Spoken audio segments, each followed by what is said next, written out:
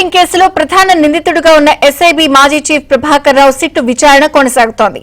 ప్రముఖుల ఫోన్లు ట్యాప్ చేశారు అన్న కేసులో ప్రభాకర్ రావును సిట్ అధికారులు ప్రశ్నిస్తున్నారు.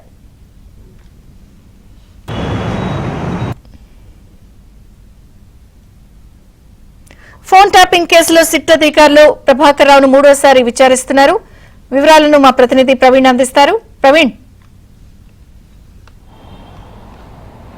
ఫోన్ ట్యాపింగ్ కేసులో మాజీ ఎస్ఐబి చీఫ్గా పనిచేసినటువంటి ప్రభాకర్ రావును మూడోసారి విచారణ కొనసాగిస్తున్నారు.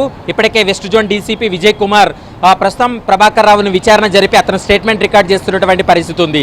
అయితే గత శుక్రవారం ఇదే కేసులో నిందితుడిగా ఉన్నటువంటి సస్పెండ్ అయినటువంటి డీఎస్పీ ప్రణీత్ రావును కూడా మరోసారి విచారణకు పిలిచి అతను స్టేట్మెంట్ రికార్డ్ చేశారు. అతను ఇచ్చినటువంటి సమాచారం మేరకు ఈరోజు మరోసారి ప్రభాకర్ రావును సుదీర్ఘంగా సాయంత్రం 6-7 గంటల వరకు కూడా విచారణ జరిపి స్టేట్మెంట్ రికార్డ్ చేసేటువంటి అవకాశం ఉంటుంది.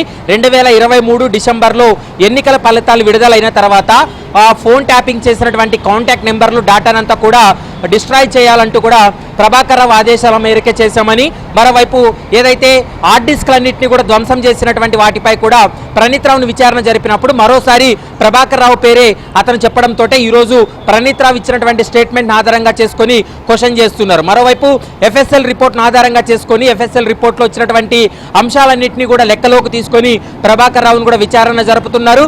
ఇక రేపో ఎల్లుండి కానీ ప్రభాకర్ రావును ప్రణీత్ రావును ఇద్దరిని కలిపి విచారణ జరిపితే ఇందులో చాలా విషయాలు వెలుగులోకి వస్తాయనేటువంటి అంశాన్ని అయితే మాత్రం ప్రస్తుతం పోలీసులు అయితే స్పష్టం చెప్తున్నారు.